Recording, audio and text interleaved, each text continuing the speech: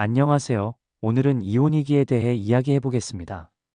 혹시 지금 배우자와의 관계가 더 이상 회복되지 않을 것 같다는 두려움 속에 계신가요? 대화는 끊기고 작은 일에도 감정이 폭발하고 서로의 눈을 바라보는 게 불편해진 순간, 우리는 그때 이혼이라는 단어와 마주하게 됩니다. 오늘 영상에서는 이혼 위기 상황에서 우리가 겪는 감정과 그 원인, 그리고 현명하게 대처할 수 있는 방법을 함께 이야기해 보겠습니다. 이혼 위기의 징후. 이혼 위기는 갑자기 찾아오는 것이 아닙니다.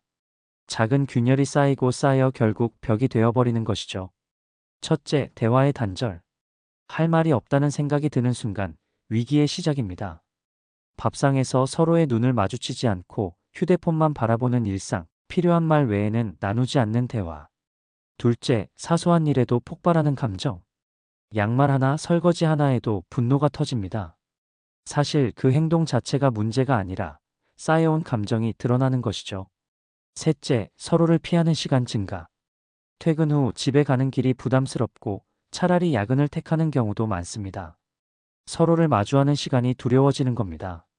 넷째, 신뢰의 붕괴. 저 사람이 나를 존중하지 않는다는 느낌이 들면 관계의 기반이 흔들립니다.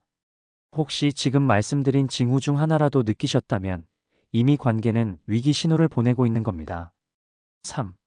감정의 소용돌이. 이혼 위기에서 사람들은 감정의 롤러코스터를 타게 됩니다. 혼란. 정말 이게 최선일까? 아직 기회가 있는 건 아닐까? 한 발 물러서면 이혼을 원하지 않지만 다시 다가가면 상처만 남습니다. 분노와 원망. 왜 나를 이렇게 힘들게 하지? 내가 뭘 잘못했지? 상대에게 쏟아내는 분노는 결국 자신에게도 되돌아옵니다. 외로움과 공허함. 같은 집에 살고 있지만 마치 타인과 함께 있는 듯한 느낌. 함께 있어도 혼자라는 감각은 깊은 고통을 남깁니다. 두려움. 앞으로 나는 어떻게 살아야 하지? 아이들은? 경제적인 문제는? 이혼이 현실이 될수록 미래에 대한 불안이 커집니다. 이 감정들은 모두 자연스러운 과정입니다.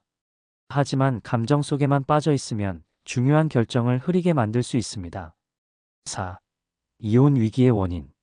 그렇다면 우리는 왜 이혼 위기까지 오게 되는 걸까요? 소통의 부재. 괜찮아라는 말 뒤에 숨어 있는 진짜 마음을 나누지 못할 때 오해가 쌓입니다. 가치관의 차이. 돈, 자녀 교육, 생활 습관. 서로의 차이를 존중하지 못하면 갈등이 커집니다. 외부 요인.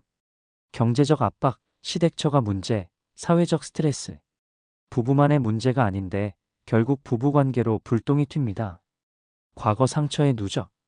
그때 그 말, 그때 그 행동이 잊히지 않고 새로운 갈등 때마다 되살아납니다.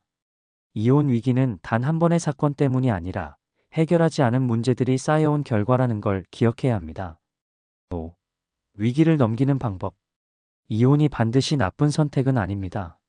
하지만 중요한 건 감정이 아닌 이성적 선택이어야 한다는 것입니다.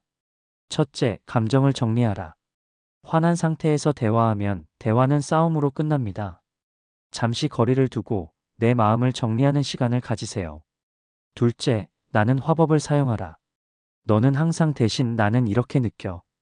비난이 아닌 감정의 표현이 필요합니다. 셋째, 전문가 상담 활용. 부부 상담, 개인 상담은 감정을 객관적으로 정리하는데 큰 도움을 줍니다. 넷째, 거리두기 시도. 잠시 따로 생활하며 관계를 재정비하는 방법도 있습니다. 물리적 공간이 달라지면 감정도 정리됩니다. 다섯째, 선택의 기준 세우기. 이혼이 나와 아이 그리고 미래에 어떤 의미를 갖는가? 감정이 아닌 가치와 기준으로 선택하세요. 6. 마무리. 이혼 위기는 누구에게나 찾아올 수 있습니다. 하지만 그것이 끝이라는 뜻은 아닙니다. 때로는 관계를 회복하는 기회가 될 수도 있고, 때로는 새로운 삶을 준비하는 계기가 될 수도 있습니다. 중요한 건 감정에 휘둘리지 않고 내 마음을 차분히 바라보는 것입니다. 혹시 여러분은 지금 어떤 위기 속에 계신가요? 여러분의 경험과 생각을 댓글로 나눠주시면 같은 길을 걷는 많은 분들에게 큰 힘이 될 겁니다. 저는 다음 영상에서 더 깊은 이야기로 찾아뵙겠습니다. 감사합니다.